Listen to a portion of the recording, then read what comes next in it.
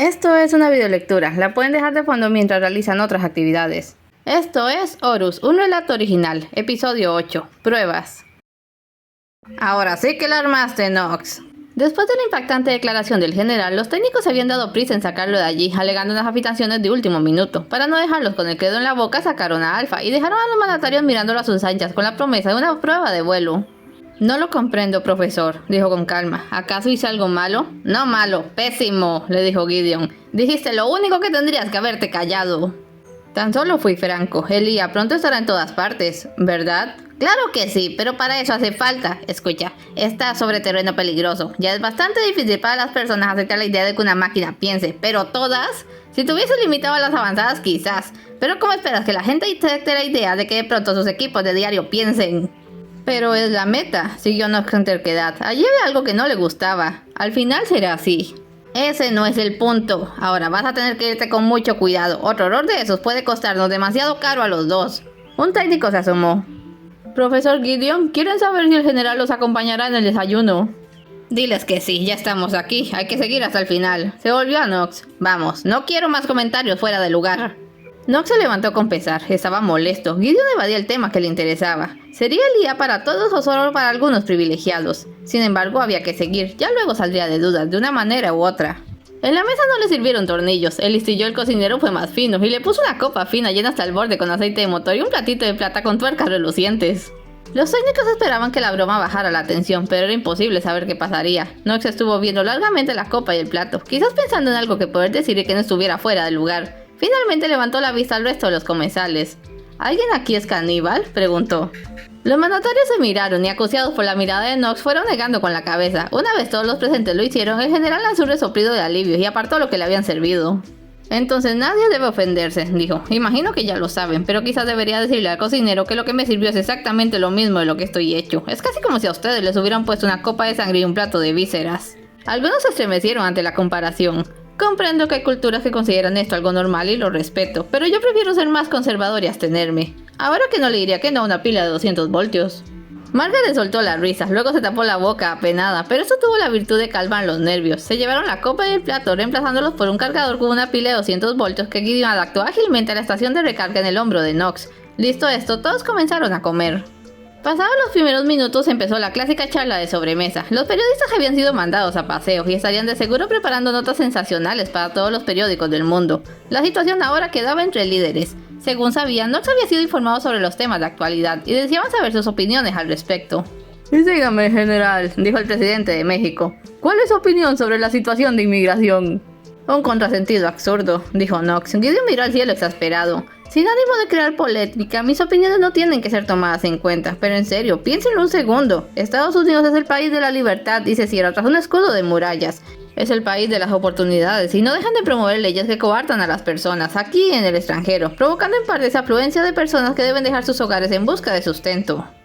Muy bien dicho, dijo el presidente mexicano, complacido e impresionado con la respuesta. ¿Qué nos dice sobre la deuda externa?, preguntó entonces el presidente de Chile. Si me permiten ser sinceros, no acabo de entender ese embrollo. Un país poderoso brinda ayuda económica a otro país en crisis, en lo que parece un acto de buena fe y amistad. Posteriormente, el país poderoso exige se le devuelva lo dado con intereses, ocasionando que cada persona del país en crisis deba trabajar para pagar la deuda y por ende no puedan trabajar para recuperarse definitivamente de la crisis en la que estaban y por la cual les dieron ayuda en primer lugar. ¿No es confuso? Suena casi como si le diesen dinero a un niño hambriento para comprar pan y luego le robaran ese pan exigiendo de paso el dinero que gastó en él. Para hacerlo todavía peor, la persona del dinero no lo necesita realmente de vuelta. Que yo sepa, lo que hace poderoso a un país es precisamente el exceso de bienes. Nada cuesta compartir un poco. Claro que, como ya dije, mis opiniones no deben ser tomadas en cuenta. ¿Qué me dice de la religión?, preguntó el presidente de Holanda, que había tomado algunas notas rápidas para su próximo discurso. ¿Se inclina hacia alguna? Me temo que no. Espero que esto no ofenda a nadie. No soy ateo, pero debe comprenderse que la fe es incompatible con la mecánica. Yo sé exactamente a quién debo mi existencia, pero ignoro a quién se la debe mi creador. A mis padres, que en paz descansen. Por supuesto, por supuesto. Lo decía en el amplio espectro de la especie. Las máquinas nos debemos a la humanidad. ¿La humanidad a quién? No pretendo meterme en cuestiones filosóficas. Podría estallar sin aviso. Dejémoslo en que si existe un Dios lo aceptaré, no importa cuál sea su nombre. Y nuevamente repitió aquello de no tomar en cuenta sus opiniones, pero nadie le hizo caso. Sus opiniones eran excelentes, se tocaron varios temas, en todos los cuales el general se desenvolvió con gran talento. Contó algunas anécdotas de su amplia base de datos para solas de los comensales. En general sus ideas no concordaban mucho con el gobierno estadounidense, pero le caían muy bien a todos los demás, era el apoyo de la mayoría. Después del desayuno lo llevaron a conocer el edificio con mucho cuidado de no exponerlo a demasiada gente ajena. Fue cuando Knox decidió recurrir a su data de idiomas. Para muchos era un placer charlar en su propia lengua con aquella máquina que modulaba acentos a la perfección sin sonar fingido. En un momento los de Industrial Engineering se pusieron nerviosos al creerlo metido en una discusión con el presidente de Alemania, pero solo estaban intercambiando anécdotas graciosas del Partido Comunista y ambos se rieron con ganas al final. Fue cuando lo llevaron a conocer el jardín que Knox se llevó el único momento desagradable de ese día. Contemplaba el decorado de las plantas cuando escuchó un sonido de tijeras. Al asomarse por un arbusto podado descubrió para su completo asombro una máquina de aspecto humanoide trabajando. Tenía unas tijeras de podar en una mano y un aspersor de agua adaptado en la otra. Gideon se dio un golpe en la cabeza con el dorso de la mano al verlo. No podía creer que se hubiera olvidado de aquello. Ese humanoide, uno de los pocos que había en el mundo, había sido un regalo de Industrial Engineering a la ONU hacía 2 años, precisamente en busca de fondos para el proyecto IA. Knox se le acercó con cautela. Ya no podía cometer el mismo error que con Magda, pero seguía en sus 13 de tratar con propiedad a todas las máquinas. El humanoide pasó de cortar a regar, una acción automática que se le habría preprogramado ante la cercanía de turistas, por aquello de que alguien metiera las manos no se fuera a llevar un tijerazo accidental. Los mandatorios observaron en silencio expectante cómo Knox se quedaba al lado del jardinero, mirando el arbusto podado. ¿Lo hiciste tú solo? Como no iba a recibir una respuesta, no la esperó. Es un buen trabajo. Claro, yo no sé de esto, pero me gusta. ¿Se te trata bien? Espero que sí. Es triste hacer bien las cosas y que nadie lo tome en cuenta. ¿Llevas mucho aquí? 2 años, dijo Gideon, quizás pensando que no se vería bien dejar a Knox hablando solo. ¿Usted lo conoce, profesor? Yo lo fabriqué, junto al equipo de Engineering. Ante la frase, yo lo fabriqué, Knox abrió mucho los ojos, pero el efecto se arruinó con el resto. No era un pariente, si Gideon no lo había hecho solo como a él. Volvió a verlo, igual era una máquina, un compañero de raza que se merecía más que el hueco vacío de un trabajo obligado. Me parece que deseaban ver a Alpha en acción, dijo entonces para apartar la atención. De ser el jardinero no le habría gustado tener a toda esa gente mirándole. El grupo se apartó de allí y pronto volvieron a escucharse las tijeras podando. Alpha dio unas ágiles vueltas alrededor de los edificios de la ONU. Los líderes lo recibieron en tierra con aplausos. La mayoría pensó de inmediato en sus posibles usos bélicos. Knox dejó muy claro que los Stingers debían ser una fuerza de defensa, no de ataque. A pesar de su aspecto militar, no se inclinaba al conflicto cuando había mejores opciones. Le dieron el almuerzo para descansar y esa tarde se presentó ante la prensa televisiva. Por alguna razón que no podía determinar, Gideon había exigido a los camarógrafos y fotógrafos utilizar equipos sin flash o luces fuertes. Los reporteros, informados con detalle y algo de exageración de las actitudes del general por parte de sus compañeros periodistas, tuvieron muy buen tino de no hacer preguntas burlescas y se concentraron en filmarlo y fotografiarlo para los noticieros mundiales. Algunos ya transmitían en vivo para asombro de multitudes. Finalmente, y para cerrar aquel largo día, Knox se tomó una libertad personal. Caballeros, si me lo permiten, quisiera aprovechar esta única oportunidad para dirigirme al mundo. Silencio, apenas el tiempo suficiente para que todos los camarógrafos ajustaran sus cámaras y lo apuntaran a la espera de sus palabras. Ciudadanos del mundo, de todo el mundo, nos acercamos a pasos de gigantes hacia una era inimaginable, una era de avances y logros, una de paz y civilización. Sé que se me teme, vengo en representación de una raza con la que han convivido por décadas, pero siempre han ignorado. Hoy les digo que no hay razón para ello, humanos y máquinas se necesitan. Los humanos requieren de las máquinas para aligerar sus vidas, pero las máquinas requieren de los humanos para darle sentido a las suyas. No teman, ustedes tienen el control. La revolución industrial llevó al mundo a niveles insospechados. Yo digo que es hora de una nueva revolución. Digo que es tiempo de la revolución mecánica. De vuelta en su cuarto de Engineering, Knox se paseaba nervioso, esperando a Gideon. La presentación había sido un rotundo éxito. El planeta entero estaba conmocionado y dividido entre escépticos que buscaban explicaciones a un supuesto fraude de talla mundial y los creyentes que imaginaban un futuro como nadie lo había hecho desde la época en la que se creía que para el 2000 habría autos voladores. Dividido entre los que apoyaban la fascinante idea de la igualdad ante una especie diferente y los que alegaban que era una perversión a todo lo sagrado el pensar siquiera en eso. Al menos eso era lo que le habían dicho a Knox. Luego de su presentación lo habían regresado rápidamente a Engineering. Ya habría otras presentaciones. A partir de ahora su vida social no haría más que crecer y complicarse, pero eso no era lo que le preocupaba. El viaje de vuelta no había sido tranquilo. No lograba sacarse la imagen de aquel humanoide jardinero de la mente. Las implicaciones de que la gente temiera al IA al nivel de dejarlo vedado. Tenía que aclarar las cosas y tomar medidas, por eso había solicitado hablar con su creador a la primera oportunidad. La puerta se abrió, Gideon nunca tocaba, de modo que supo que era él antes de verlo entrar. ¿Algún problema, Knox? Quiero hablar con usted seriamente, profesor, dijo Knox. Normalmente Gideon le atemorizaba, pero esta vez se trataba de algo lo bastante importante como para sobreponerse a su miedo. Muy seriamente.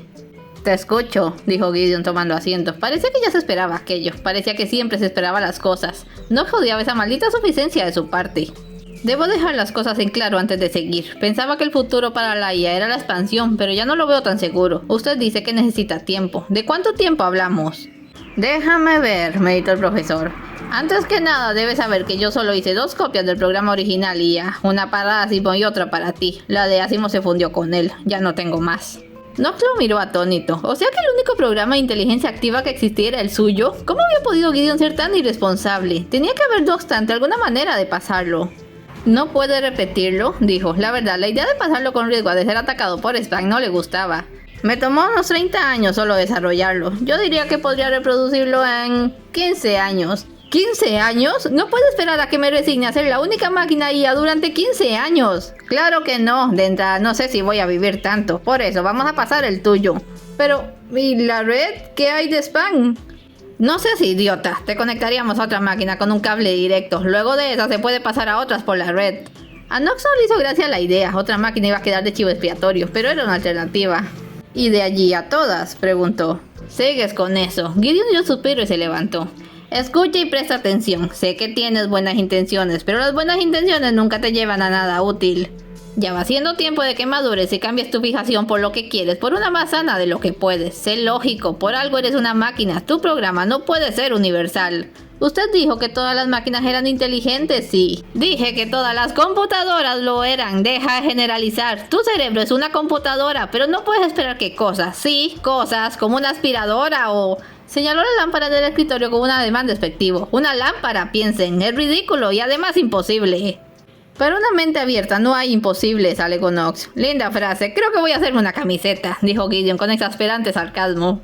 Deja de pedirle peras al olmo, vamos por pasos. Tu programa solo podría ser aceptado por humanoides avanzados. Si por ejemplo, apuntó de nuevo la lámpara, lograras hacer que eso pensara, te daría la razón, pero no es posible. Le dio una palmada en el costado. Resígnate, Nox. Buenas noches. Y salió. Nox oyó la puerta cerrarse, pero no lo miró. Miraba la lámpara con creciente entusiasmo. Aún había una esperanza. No iba a darse por vencido. No ahora, tan cerca de la meta. Gideon quería una prueba, entonces Nox iba a dársela. Al día siguiente, Neo pasaba por el departamento de investigaciones cuando vio a Nox hablando con un técnico. Sostenía tenso entre las manos un finísimo hilo de fibra óptica. El chico se acercó lo bastante para curiosear sin ser visto. ¿Es el cable más delgado que tienen?, preguntaba Nox, poniéndolo a contraluz. El más fino que existe, muy resistente y de alta calidad. Yo escuché que también se ven muy lindos en decorados de colores. El técnico enarcó una ceja, como si pensara que Nox se jugaba una broma. ¿Puedo quedarme con este?, preguntó inocentemente el general. Supongo, claro. Muchísimas gracias. Nox arrolló el cable en sus dedos para no perderlo, y dando los buenos días salió de allí. Neo lo siguió con la mirada. Desde el accidente de Asimov desconfiaba de Nox. Estaba convencido de que el general tenía algo que ver con aquello, pero no tenía pruebas ni motivos de peso. Se encogió de hombros y siguió su camino. Mientras, Nox iba tranquilamente por el pasillo cuando escuchó un grito. De haber tenido sangre, esta se lo hubiera helado, porque esa era la voz de Margaret. ¿Qué gritaba? Un nombre parecía, pero eso era lo de menos. Dobló la siguiente esquina en un santiamén. Al mirar la escena estuvo tentado a creer que había sufrido un súbito cortocircuito. Margaret había dejado de gritar, ahora estaba a la mitad del pasillo, apercollada en un beso apasionado con un sujeto al que Nox no había visto jamás, pero al que por alguna razón inexplicable deseaba atravesar el hígado con la espada. Margaret... La doctora y el extraño se separaron sorprendidos, y Nox pudo ver al intruso a detalle. Vestía como un soldado en licencia, tenía el cabello oscuro como Margaret, pero sus ojos eran negros. Se sostuvieron la mirada, cada uno midiendo al otro, ambos igual de desconcertados, mientras Margaret se acomodaba el cabello revuelto y fue hacia el general. ¡Nox, qué sorpresa! Se le veía agitada, seguramente por el beso. «Ven aquí», dijo, tomándole la mano con alegría. «Deja que te presente a alguien». Se dejó llevar hasta que él y el extraño quedaron frente a frente. «Nox, él es Joseph, mi novio, es piloto del ejército y salió de licencia. Joseph, él es el general Fort Knox, es de quien tanto te he hablado». Joseph lanzó un largo silbido impresionado. Nox se había quedado bastante atrás. ¿Su novio? ¿Su novio? Reconoció la palabra de varias novelas románticas que Margaret le había dado. En consecuencia, su aplicación del concepto era algo confuso y distorsionado. Se dio cuenta de que Joseph le sonreía. No le gustó nada. ¿Dónde habría dejado la espada? Debía decir algo, se estaba viendo como un idiota allí parado. «Un honor, capitán», dijo, fijándose en su rango. Le hubiera gustado que fuera inferior al suyo si el suyo hubiera sido real. «Vaya, este es todo un G.I. Joe». Margaret se rió. A Nox no le gustó que se riera de las bromas de otros, en especial porque él no había entendido la broma. ¿Qué rayos era un G.I. Joe? Decidió que no necesitaba soportar aquello. Tengo que resolver un asunto, se excusó. Buenos días, Margaret, capitán. Dio vuelta con paso marcial y se alejó. ¡Chao, Cobra!, se despidió Joseph. No se sintió tentado a volver a aporrearle contra el piso. ¿Cómo que Cobra?, pero se contuvo. Sentía que el pecho le vibraba de rabia. Llegó a la habitación casi en automático. Tomó la lámpara de su escritorio, le puso unas pilas nuevas, la acomodó con delicadeza y la encendió. Luego, con un lápiz, dio algunos golpecitos a su muñeca. Hacía unos días habían retirado las cámaras, estaba seguro, aunque la verdad no pensaba en aquellos momentos. 2 arañas salieron del guante. Knox le entregó el cable de fibra óptica. Con patas ágiles, cada araña se ató un cabo al cuerpo. Una de ellas trepó por la lámpara y se metió dentro. La otra volvió al guante. Siguió más allá del estuche y empezó a moverse por dentro en dirección al hombro. Knox se sentó y estiró el brazo para que avanzara a sus anchas. Tendría que haber esperado, haber calculado, haber hecho pruebas. No sabía si el cable era lo bastante largo. Sentía un cosquilleo ascendente, pero lo ignoraba de manera olímpica. Lo único que podía pensar era en Margaret, besando a aquel humano insolente. ¿Qué rollo le veía? Ni siquiera era puesto, se dijo. No estaba a su nivel, pero le hacía reír igual que él. La nanoaraña en su brazo llegó hasta el hombro y empezó a descender. El cable se agotaba. Además, estaba en la parte del cuerpo que Knox no conocía. ¿Cómo sería allí adentro? Pensó que sería gracioso ponerse en el lugar de la araña. También pensó que se estaba poniendo algo psicótico. La sintió detenerse. ¿Un obstáculo o habría llegado a su destino? Solo había una manera de saberlo. Acercó la lámpara. El cable estaba tenso. Tomó el lápiz y dio un golpe fuerte a su muñeca. Se llevó las manos al pecho al sentir una violenta sacudida eléctrica. Vio el cable de fibra iluminarse llevando algo, corriente, energía, inteligencia, algo de su cuerpo a la lámpara en el escritorio. Aquella lámpara de pie articulado.